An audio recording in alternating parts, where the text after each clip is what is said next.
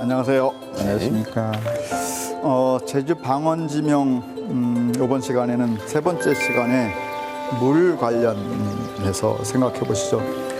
자연계, 이 자연계의 강호수, 바다 등에 있는 지상수, 이걸 지상수, 지표수라는 표현을 쓰고요. 그리고 이 땅 밑에 지하수 따위 형태로 널려 있는 액체, 땅에 있든 땅 속에 있든 제주도 사람들이 부르는 가장 일상적인 말은 물인 것 같아요. 물. 그렇죠? 물. 네. 조금 다른 말로 이렇게 솟아나면 순우리말에 샘이라고 하는 말을 써요. 그 샘에 대응하는 제주도 방언이 샘이고요. 샘이고 그다음에 그 샘에서 솟아나는 물을 샘물이라고 해요. 그 물을 제주도 말로는 샘인물. 그리고 요즘에 제주도도 자연의 화산 폭발에서 이루어진 것이니까 동굴이 굉장히 많잖아요. 사실은 굴이든 동굴이든 다 한자 말이잖아요. 한자 말인데 다른 지역에서도 그게 거의 한 말이 없나 봐요. 그러니까 다 그냥 무슨 굴, 무슨 동굴 그러죠. 제주도 마찬가지. 근데 제주도의 그 굴에 대신 쓰이는 순 제주도 말이 괴입니다. 괴. 그래서 괴에서 솟아나는 물이 또 물이라고 하죠. 그래서 이 괴를 강조하고 싶으면 또 괴물이라고도 되게 하더라고요. 그래서 이 물과 관련된 제주 지명을 좀 생각하면서 제주 방언의 특징도 한번 좀 생각해 보시죠. 애월읍에 가면 이게 항파두리 성의 아랫부분이에요. 그래서 여기가 고성리죠. 고성리. 그리고 요 항파두리 성 바로 이쪽과 항파두리는 애월읍 상귀리에 속해요. 그래서 그 상귀리에 가면 물이 하나가 있는데 구시물이라고 하는 물이 있어요. 이거 한번 소리로서만 좀 생각해 보세요. 그러니까 요 항파두리 성이 요 아래쪽보다 지형이 높단 말이에요. 높게 되니까 위에서 여기서 아니라 저쪽에서 물이 숨이 들어가지고 여기가 지금 물이 솟아나는 것이죠. 그래서 예전에는 식수로 아주 왕성하게 활용했었는데 요새는 오염돼 가지고요 먹지를 못해요. 그래서 이제 수도물을 이용하죠. 서북 쪽에 조그만 내가 하나 흘러가는데 그 내가에서 물이 또 하나 솟아나요. 그 물을 장수물. 햇뿌리물. 요새 사람들은 장수물로 더 많이 알려졌어요. 이게 전설을 만들어내는 것이죠. 김통정 장군이 한 발 탁 디뎠더니 바위가 푹 파이고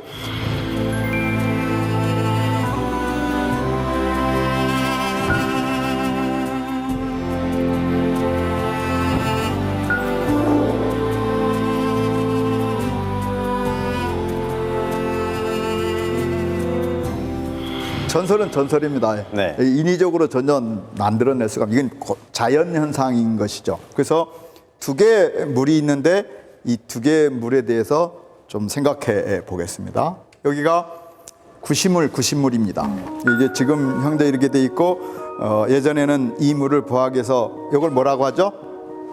정이죠. 정. 요 세트 자체는 정입니다. 정. 그러니까 문을 설치할 곳에 설치하는 것이죠. 여기 끼우는 나무가 정에 설치하는 나무라서 요것만 정랑이라고 합니다. 그러니까 세트는 정이죠. 요런 시설을 하고서 물이 여기 빠져나가게 만들었어요. 요것이 뭐냐면 제주도 방언으로 구시라고 합니다. 구시. 이 구시가 뭐냐 하면 소나 말 따위 가축들에게 먹이를 담아주는 그릇, 표준어가 구유입니다. 여기 물통이 물이 솟아나오는데 이 물을 빼기 위해서 이런 식으로 만들었다 해서 이 물을 뭐라고 하냐면 구시물이라고 하죠.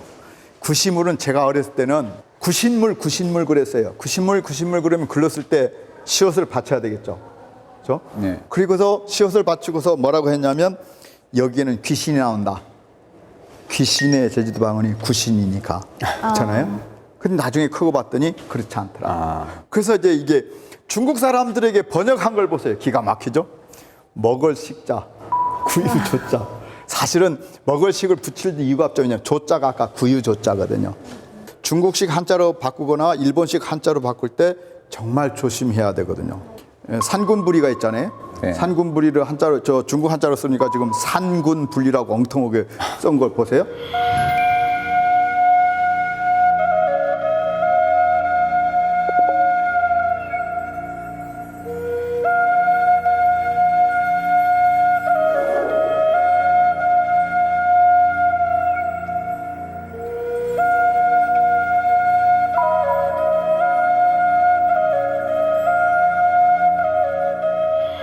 지금 도로 표지판에 산군분리라고 돼 있어요. 산군분리를요. 그래 그게 엉뚱한 한자인 거죠. 자, 이것은 우리 제주도식으로 이것을 빌레라고 하죠. 빌레. 네, 용암이 흘러가다가 넓게 밑바닥에 깔려 있는 것을 빌레라고 한단 말이에요. 이 빌레의 가운데에서 물이 졸졸졸졸 솟아나요. 그래서 이걸 만들 때 보세요. 발을 푹 밟은 것 같은데 이 속에서 솔솔 흘러가거든요. 그래서 이제 전설을 만들어낸 거죠. 항파들이니까 김통정 장군이 밟았다고. 그럼 이게 산별체가 오기 전에는 이 물이 없었을까요? 네. 그러니까 없었으면 그 말이 성립이 돼요. 장수물이라고 하는 게. 그렇죠? 근데 이것은 산별체가 오기 전에도 있었던 것이라는 것이죠. 그 고성리에 사시는 할아버지 할머니들에게 물어보면 이 물은 예전에는 횃불이 물이라고 불렀다라고 해요. 한자 장수물은 이제 만든 거예요. 그러면 횃불의 횃가 뭐냐면 가죽신입니다. 가죽신. 예전에 사모간대를 할 때 신던 신. 그래서 장화같이 비슷한 것을 순 우리말이 지금의 허입니다. 허. 조복에 신는 허, 조복. 임금 앞에 가가지고 이렇게 조아리서 신하들이 조아릴 때 곱게 차려입는 옷을 조복, 조회할 때 참여할 때 입는 옷을 그때 신는 신발이 허입니다. 허. 이 허가 불이와 합쳐지면서 회가 돼요. 그래서 회가 되니까 뒤에 뿔하고 발음되기 때문에 시옷을 쓴 것이거든요.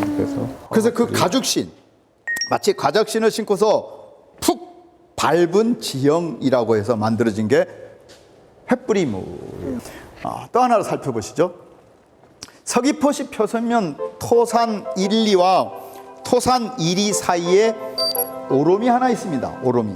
이 오름에는 지금도 꼭대기에 봉수를 설치했던 터가 있죠. 그래서 토산리에 있는 봉수라서 이 봉수를 뭐라고 불렀냐면 토산봉이라고 불렀어요. 망봤기 때문에 망오름이라고도 붙는 거예요. 그래서 제주도에 이 봉수를 설치했던 곳 모두 다 오름의 별칭은 망오름입니다. 근데 어떤 데는 아예 그 별칭이 본 이름인 것 같이 자리 잡아버린 것도 있죠. 그건 조심해야 돼요. 원래 그 이름들은 다 별칭입니다. 별칭이. 망봤던 오름이다라고 하는 것이죠. 그래서 여기에 이쪽 토산 1위에서 토산 1, 2로 넘어가는 이 오름 기슭에 여기를 사당모루라고 하는데 이 사당모루 서쪽에 여기입니다. 여기 가면 샘이 솟아나요. 역시 지금은 오염이 돼서 이 물을 먹지 않습니다. 예전엔 제주도 전설 중에서도 굉장히 중요한 물 중에 하나입니다. 여기를 뭐라고 하냐면 거슨샘이라고 합니다. 거슨샘의 거슨은 뭐냐면 물이 솟아나면 제주 사람들은 다 바다 쪽으로 향해서 솟아나야 된다고 생각했어요. 그런데 이놈이 한라산 쪽으로 향해서 솟아난다는 거 바다 쪽이 아닌 방향으로 솟아나는 거예요. 그래서 그 샘들은 다 뭐라고 했냐면 거슬러서 솟아나오는 샘이다라고 만드는 거죠. 이해하시겠죠? 그래서 여기를 거슨샘이라고 불러요. 바다 쪽은 여기에. 그리고 이 반대쪽에 아래쪽에서 샘이 하나 또 솟아나요. 그래서 이놈은 바로 바다 쪽으로 향해서 솟아나요. 이건 거슨샘입니다. 거슨샘이 반대는 뭘까요? 노단샘이에요. 제주도에서는 오른쪽은 노단 쪽이고요. 왼쪽은 왼쪽인데 왼쪽은 거슨이라고 바꿔서 쓰는 거죠. 이건 제대로 솟아나는 샘이고 이건 거슬러서 솟아나는 샘이에요.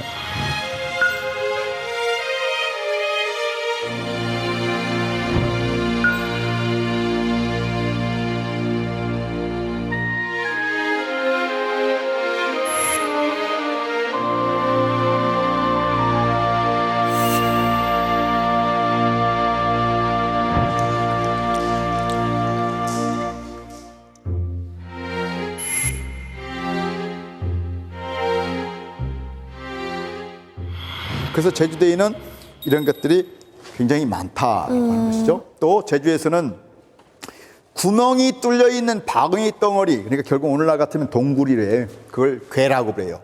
이 괴에서 물이 흐르거나 솟아나면 그걸 괴물이라고 했죠. 그래서 괴물 오름도 있죠.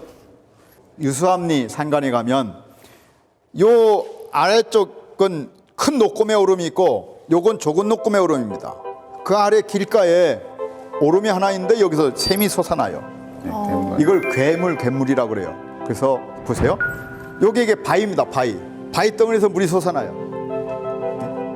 그래서 이름이 고인다고요. 이렇게 물통이 보여.